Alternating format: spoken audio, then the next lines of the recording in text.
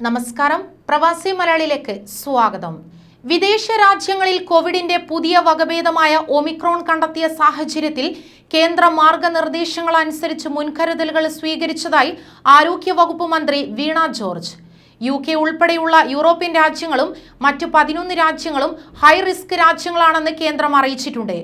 ഈ രാജ്യങ്ങളിൽ നിന്ന് വരുന്നവരെ പ്രത്യേകം നിരീക്ഷിക്കുന്നതായിരിക്കും.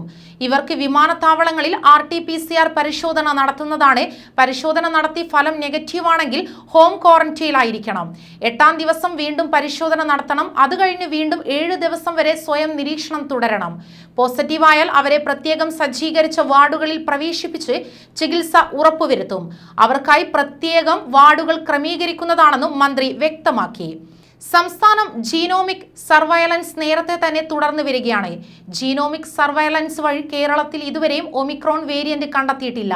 ഹൈ റിസ്ക് അല്ലാത്ത രാജ്യങ്ങളിൽ നിന്നും വരുന്നവരിൽ 5% പേരുടെ സാമ്പിളുകൾ ഇത്തരത്തിൽ പരിശോധനയ്ക്ക് അയക്കണമെന്നാണ് കേന്ദ്രത്തിന്റെ മാർഗനിർദ്ദേശം. ഈ രാജ്യങ്ങളിൽ നിന്നും വരുന്നവരും സ്വയം നിരീക്ഷണം നടത്തണം. 4 വിമാനത്താവളങ്ങളിലും ആരോഗ്യ പ്രവർത്തകരെ നിയോഗിച്ചിട്ടുണ്ട്. ഇവർ മറ്റു ഡിപ്പാർട്ട്മെന്റുകളുമായി സഹകരിച്ച് ക്വാറന്റൈൻ ഉൾപ്പെടെയുള്ള കാര്യങ്ങൾ നിർവഹിക്കുന്നതാണ്. ആശങ്കപ്പെടേണ്ട സാഹചര്യമില്ല. എല്ലാവരും കോവിഡ് മാർഗനിർദ്ദേശങ്ങൾ കൃത്യമായി പാലിക്കണം. എല്ലാവരും മാസ്ക്, സാനിറ്റൈസർ തുടങ്ങിയവ ഉപയോഗിക്കാനും സാമൂഹ്യ അകലം പാലിക്കാനും ശ്രദ്ധിക്കണം. വാക്സിൻ എടുക്കാത്തവർ എത്രയും വേഗം വാക്സിൻ എടുക്കേണ്ടതാണ്. നിലവിൽ 96% പേർ ആദ്യ ഡോസ് വാക്സിനും 64% പേർ 2ാം ഡോസ് വാക്സിനും എടുത്തിരിക്കുന്നു. കോവിഡ് വന്നവർക്ക് 3 മാസം കഴിഞ്ഞ് വാക്സിൻ എടുത്താൽ മതി. വാക്സിൻ എടുക്കാൻ കാലതാമസം വരുത്തുന്നവരെ തദ്ദേശ സ്ഥാപനങ്ങളുടെ സഹായത്തോടെ ആരോഗ്യ പ്രവർത്തകർ നേരിട്ട് ബന്ധപ്പെട്ട് വാക്സിൻ എടുക്കാനുള്ള നടപടി സ്വീകരിച്ചു വരുന്നു. 2ാം ഡോസ് വാക്സിനും അനിവാര്യമാണ്. ഇനിയും ആരെങ്കിലും വാക്സിൻ എടുക്കാനുണ്ടെങ്കിൽ ഉടൻ വാക്സിൻ എടുക്കണം. വാക്സിൻ എടുക്കാത്ത അധ്യാപകർക്കായി പ്രത്യേകം സൗകര്യം ഒരുക്കുന്നതാണ്.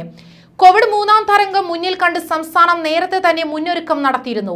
ആശുപത്രിയിൽ ഓക്സിജൻ സ്വയം പര്യാപ്തത കൈവരിക്കാൻ സാധിച്ചു.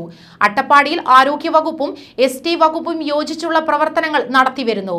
കോട്ടത്തറ ട്രൈബൽ ആശുപത്രിയിൽ പരമാവധി സൗകര്യം ഒരുക്കാനാണ് ശ്രമിക്കുന്നത്. സ്ത്രീകൾക്കും കുട്ടികൾക്കും മികച്ച ചികിത്സാ സൗകര്യം ഒരുക്കുകയാണ് ലക്ഷ്യം. ദത്ത് നടപടിയിൽ അന്വേഷണ റിപ്പോർട്ടിനെ പറ്റി പ്രചരിക്കുന്നത് ഊഹാപോഹമാണ്.